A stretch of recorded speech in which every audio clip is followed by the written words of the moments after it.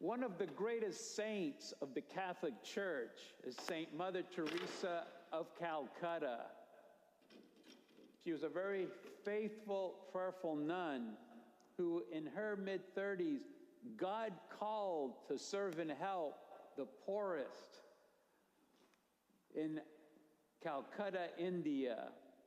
And then, against great odds, she was able to establish a religious order, the Missionaries of Charity.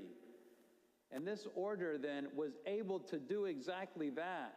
They were able to serve the poorest of the poor in Calcutta. And we're talking about people like lepers, the aged, abandoned children, the ultra sick. And St. Mother Teresa's order continues to be very successful. It currently has about 6,000 nuns and serves 139 countries around the world. St. Mother Teresa was someone who really walked the walk. She was someone who gave everything she had to God and then used God to lead her completely to do this great ministry work. And as you can see from this great photo here, St. Mother Teresa just radiated great joy and love and grace to all that she served, because she really wanted to demonstrate to the poorest of the poor that God never forgets them, that God always loves them. But what was happening to St. Mother Teresa inside as she was doing this great ministry work for 50 years?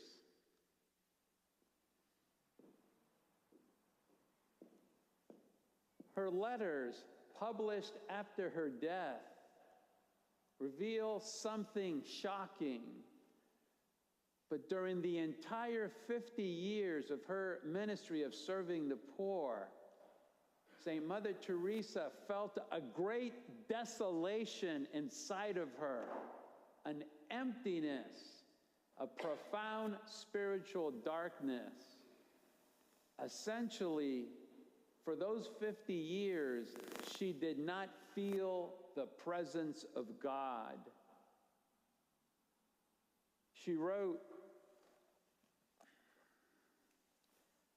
"The darkness is so dark, and I am alone, unwanted, forsaken.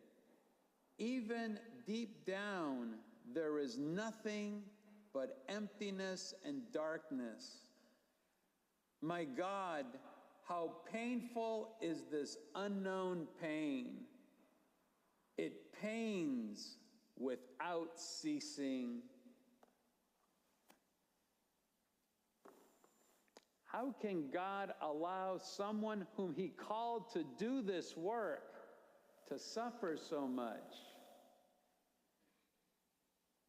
Perhaps we're feeling like Peter in the gospel. Lord, no, you can't do that. It doesn't make any sense. But it's the readings that give us the answer. In the first reading from the book of the prophet Isaiah, Isaiah gives us a prophecy of an individual who will suffer terribly, be beaten, and even have his beard yanked out. And in the gospel reading, Jesus says that He is the one who is going to suffer greatly and experience great rejection and great violence. And then, yes, and then Jesus says that we too, if we want to follow Him, we have to carry our cross and suffer as well.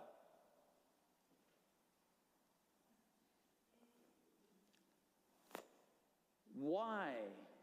Why does God allow one of his great saints, Saint Mother Teresa, to suffer so badly for 50 years?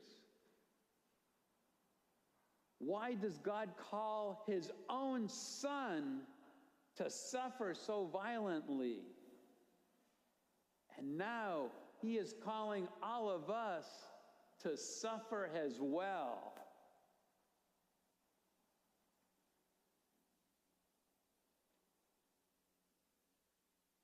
The reason goes to the very core of Christianity. The reason is that suffering, adversity, hardship allows us, like St. Mother Teresa, to be transformed into people who do not rely on ourselves, but rely solely on God.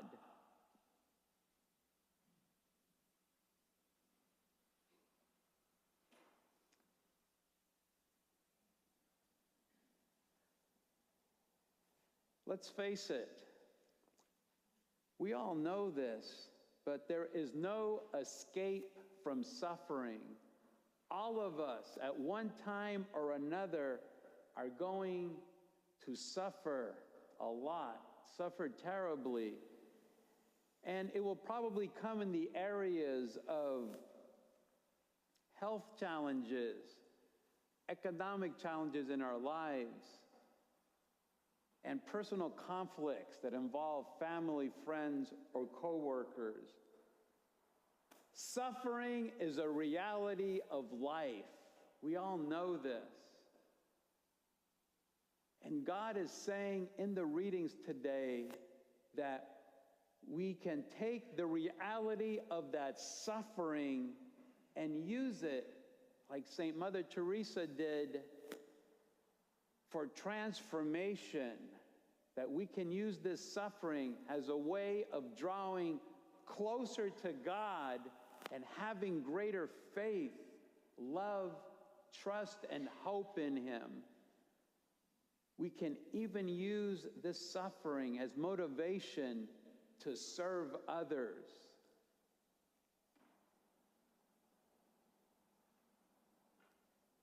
Today's readings on suffering are hard. They are very hard. But Jesus, God, truly wants us to be great saints like Saint Mother Teresa. That's what he calls us to do.